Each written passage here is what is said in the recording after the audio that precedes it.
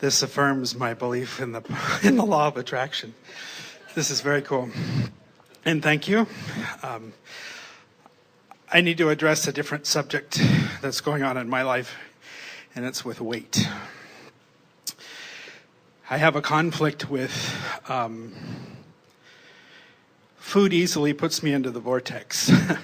And a lot of times at inopportune times, and it's not that I overeat per se, but there's a conflict of knowing what is appropriate and not appropriate because they both feel good.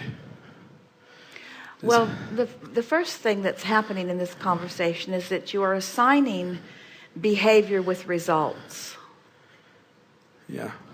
And then wanting to judge the behavior as right and wrong, good and bad. And so let's go back to that. You're wanting to equate behavior with results. And we want to equate vibration with results. And we want to make behavior irrelevant. But we can't make behavior irrelevant because you have opinions about behavior. So you're making your opinions about behavior your vibration about behavior, so the vibration affects the results. Follow that just a little bit? Yeah. In other words, if you didn't have judgment about what's good and bad about food, then your experience, the results that you would get from it would be different. Now, we're just rambling here a little bit just to sort of stir up some things to get you to approach it in a little bit different way.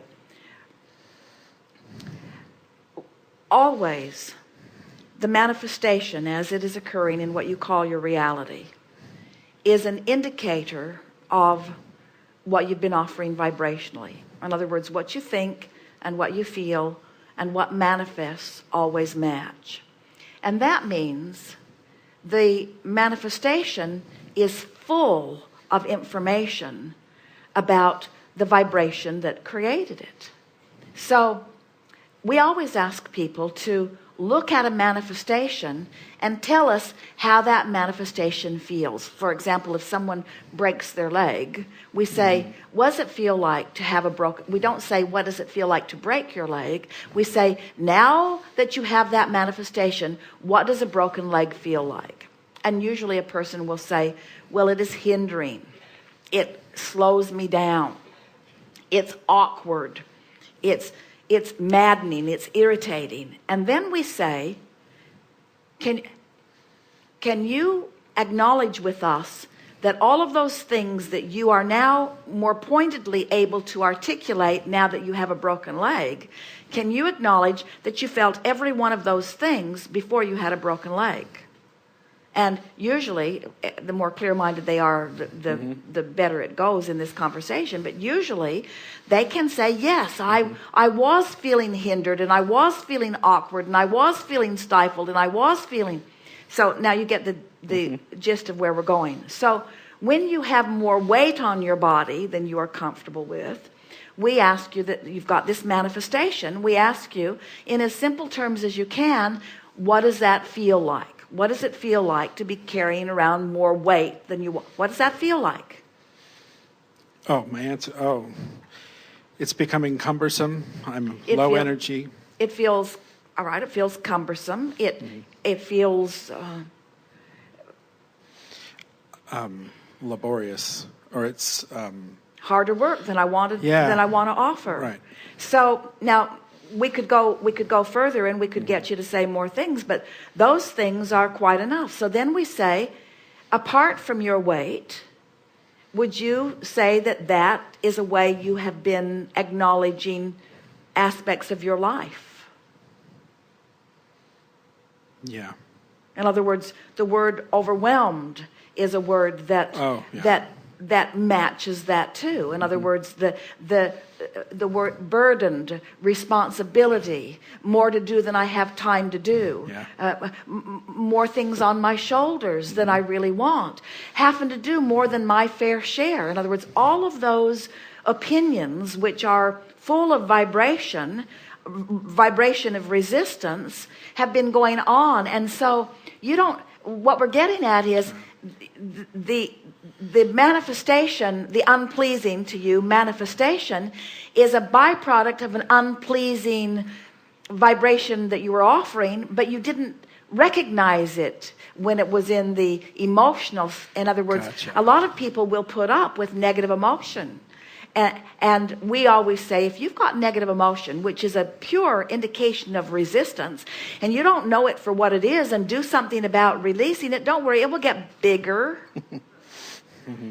And if you still don't do something about it, don't worry, it will get bigger. And if you still don't do something about it, it will get bigger. And so you are a walking, talking, breathing, living manifestation of the way you feel in all regards, you see. And so that's why we want you to think about it in terms of vibration, not in terms of behavior. You see, there's as much resistance. A person could sit, as you will tonight, with beautiful food put before you, and you could say no thank you to the dessert as it is offered to you, and feel deprivation at not allowing yourself to enjoy it.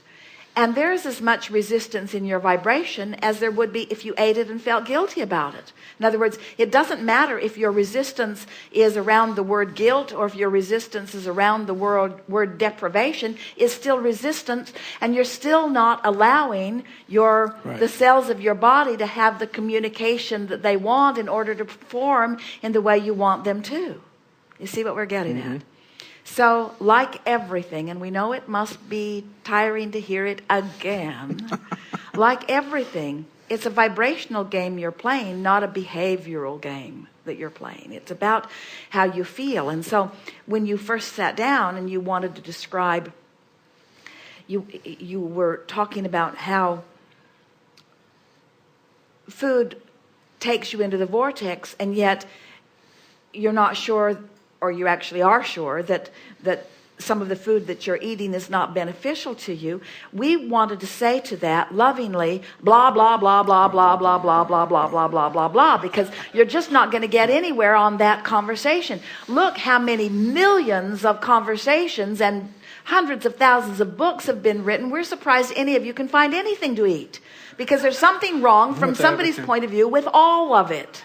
In other words, it's full of this and it's full of this, and when you get those combinations together, forget it. In other words, it's not about what you're eating. It's about how you feel while you're eating it. And sometimes it becomes what you feel about what you're eating. In other words, it can escalate into that, where you're actually making judgments about what you're eating, and so you're having strong negative feelings about what you're eating. But it's not about what you're eating. It's about how you feel while you're eating, but it's also about how you feel when you're not eating. It's about how you feel.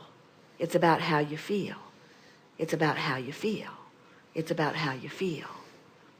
And so you say, so it's about how I feel when I'm eating, and we say, yeah, but not so much. In other words, it's not about how you feel about what you're eating, and it's not even so much about how you feel when you're eating. It's about how you feel.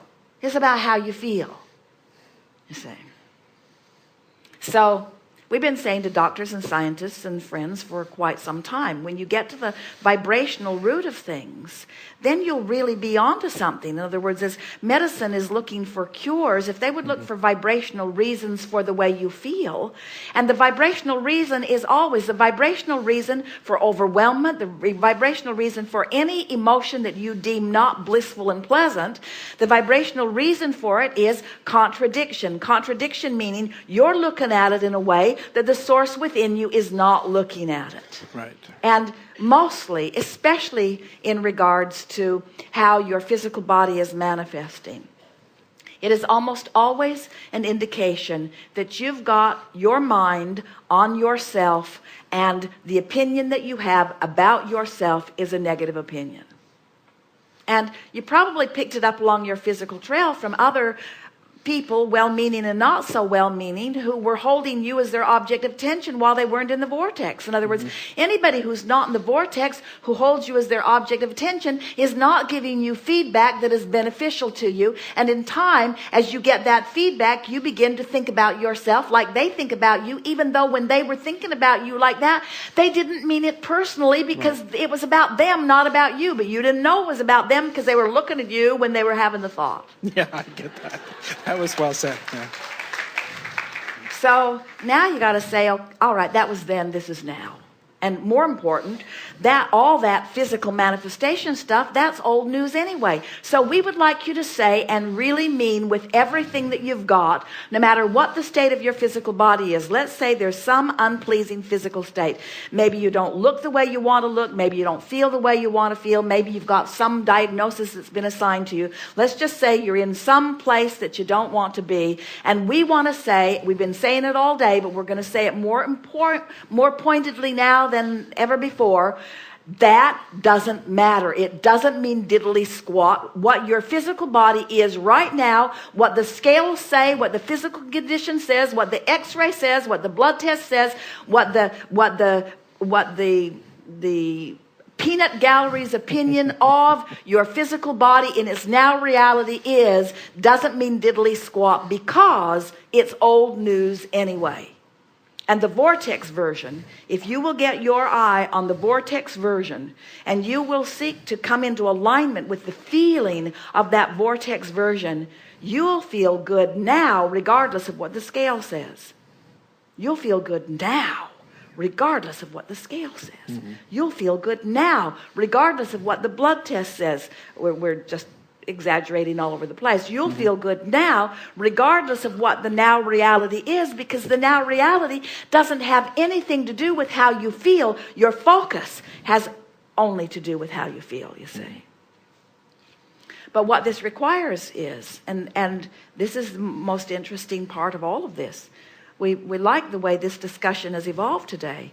That means you have to care about what you focus upon in the vortex, and it means everybody else who are having opinions about you, it must be relegated, as far as you are concerned, to irrelevancy. In other words, when someone says anything to you, your attitude has to be, your opinion isn't important to me. Your opinion isn't important to me, because your opinion about me doesn't have anything to do with me. Your opinion about me, even if you're my manager, your opinion about me isn't important to me, because your opinion about me is about you. It's about your relationship with your vortex version of me. Now, nobody's going to get that. We just want you to get that. In other words, we don't want you to try to train others to not look at you. They're going to look at you. We don't want you to try to train others, but we're really onto something here, aren't we? In other words, you can feel how well-meaning people have trained you into not adoring yourself, because they were outside the vortex while they were